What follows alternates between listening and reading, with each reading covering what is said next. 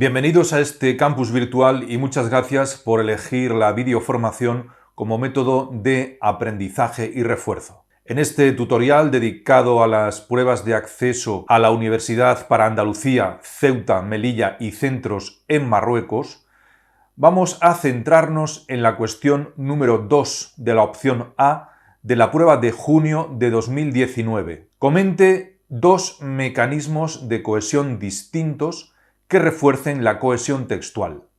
Según los criterios de corrección, obtendrá hasta un punto el alumno o la alumna que mencione explícitamente dos mecanismos de cohesión distintos presentes en el texto y comente de manera clara y concisa cómo refuerzan la coherencia textual.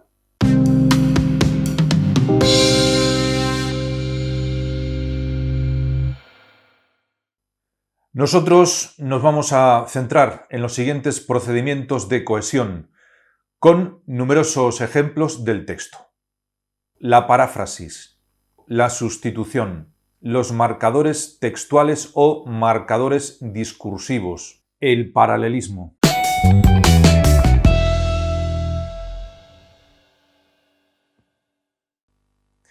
Una paráfrasis es una explicación o interpretación amplificativa de un texto para ilustrarlo o hacerlo más claro o inteligible. En este caso, la secuencia del consuelo que yo dibujaba es una paráfrasis del verbo escribir o recitar poemas a los heridos. En el texto, el narrador dice que escribía poemas y se los recitaba a los heridos. La expresión dibujar consuelo es una forma de decir metafóricamente escribir y recitar con el objetivo de proporcionar consuelo a personas que lo necesitan.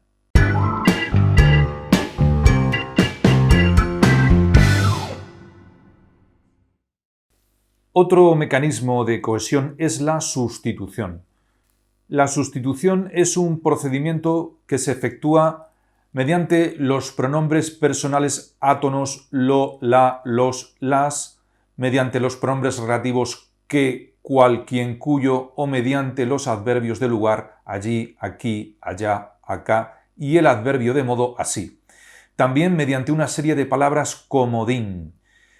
Se define como la reiteración de una determinada unidad del texto mediante el empleo de proformas de contenido muy general, especializadas en esta función sustitutora. ¿Qué es una proforma?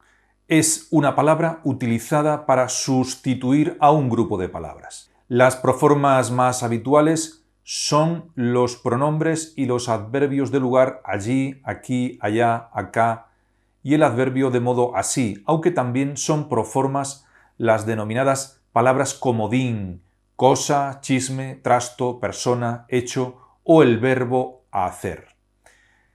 También pueden ser proformas los hiperónimos. Fijémonos en este ejemplo. En los alrededores se veían olivos, almendros y naranjos. Todos estos árboles son de plantación reciente. Este texto contiene particularmente una proforma, el pronombre relativo que. Como todos los pronombres, los relativos se refieren y sustituyen a un sintagma nominal, es decir, a un grupo de palabras. En el caso de los pronombres relativos, el sintagma nominal al que se refieren y sustituyen se denomina antecedente. Y esto es lo que vamos a señalar como mecanismo de cohesión, el pronombre relativo y su antecedente. Todos los pronombres relativos, los de cualquier enunciado, tienen un antecedente, un nombre o un sintagma nominal al que se refieren. Por lo tanto, están sustituyendo a este sintagma nominal. Veamos una serie de casos del texto. Ejemplo 1. Hacer una sopa muy suave que, antecedente una sopa muy suave, el niño acepta bien. Línea 2.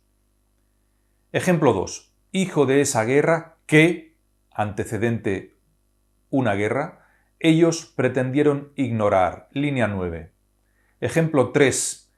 Pero que, antecedente una guerra, inundó de miedo sus establos. Línea 9. Ejemplo 4. Ajena a todo menos al miedo que, antecedente el miedo, cerró, línea 10. Ejemplo 5. Todos los poetas que, antecedente los poetas, él conocía de memoria, línea 12. Ejemplo 6. Voy a contarle a mi hijo que, antecedente mi hijo, me mira, línea 13. Ejemplo 7. Surgieron palabras a borbotones que, antecedente palabras, consolaron a los heridos y del consuelo que, antecedente el consuelo, yo dibujaba, salieron generales, líneas 16-17. Y fijémonos bien, no hay que confundir el pronombre relativo que con la conjunción que. La conjunción que no es proforma, no forma parte de ese mecanismo al que denominamos sustitución. La conjunción que introduce oraciones sustantivas, no tiene antecedente, no es sustituible por ningún sintagma nominal precedente, mientras que el pronombre relativo sí es sustituible. Quiero que vengas. Aquí es conjunción, no tiene antecedente. El mensaje que me enviaste lo he borrado. Que en este ejemplo es pronombre. El antecedente de que es el mensaje. Veamos ahora el ejemplo 8. Por otra parte, aparece el adverbio aquí, que significa en este lugar. Aquí se produce un significativo cambio de caligrafía, línea 4. En consecuencia, es una proforma, puesto que sustituye a un grupo de palabras, como en este lugar. Y es además un deíctico. Deíctico quiere decir que se señala a una persona, un lugar o un tiempo, o a una expresión lingüística mediante ciertos elementos gramaticales. Aquí es un deíctico espacial, por tanto, que indica el lugar en el que se encuentra el emisor. En el texto, aquí se refiere a un lugar del papel o manuscrito que esta segunda voz narrativa está leyendo o transcribiendo de la voz narrativa 1. Aquí se produce un significativo cambio de caligrafía.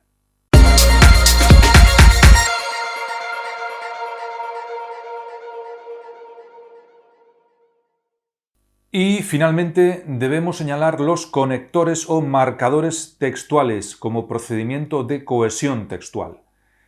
El conector textual se define como unidad lingüística que vincula semánticamente grupos sintácticos, oraciones o partes de un texto. Sin embargo y pero son, por ejemplo, conectores.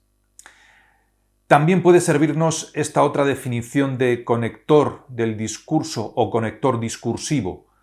Conector que establece relaciones textuales entre distintas partes del discurso. Todas las conjunciones son conectores o marcadores textuales. En este texto encontramos varias. Pero, líneas 8, 9 y 13, aunque, línea 4, porque, línea 8, o, línea 5, cuando menos, línea 5. Estos conectores también se pueden clasificar por tipos, tienen también un rasgo distintivo propio desde el punto de vista textual o de los mecanismos de cohesión. Pero, líneas 8, 9 y 13, es un conector que indica oposición, aunque, línea 4, es un conector que indica concesividad, porque, línea 8, es un conector que indica causalidad, o, línea 5, es un conector que indica autocorrección o alternativa de posibilidades.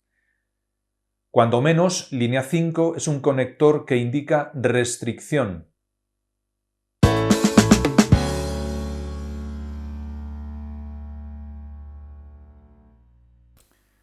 Conclusiones. Si nos fijamos bien, casi todos estos procedimientos o mecanismos de cohesión se resumen en uno solo, la repetición de unidades o de elementos, palabras, expresiones, conceptos, ideas, etc. De la unión, colaboración, imbricación y superposición de todos ellos simultáneamente, surge la cohesión textual. Y, en definitiva, estas son las razones por las cuales un texto se hace comprensible a quien lo lee. Todos estos procedimientos de cohesión contribuyen a la coherencia textual porque facilitan el desarrollo del tema o la unidad temática, y que este tema o esta unidad temática sean expuestos de forma clara y precisa.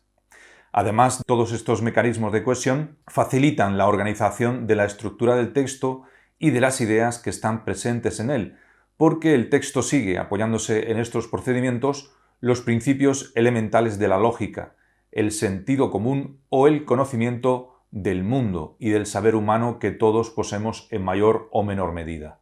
Recordemos que la coherencia está en relación con la cohesión, pero en sí misma la coherencia exige que el texto tenga un tema claro y preciso, que la información que nos proporciona el texto esté organizada correctamente, por ejemplo, en ideas principales y secundarias, además de otros aspectos, y que además entre los enunciados que componen el texto haya hilación, que haya trabazón entre ellos, que haya orden, que estén unidos con sentido, con lógica, que no sean contradictorios y que sean adecuados a la situación comunicativa o contexto.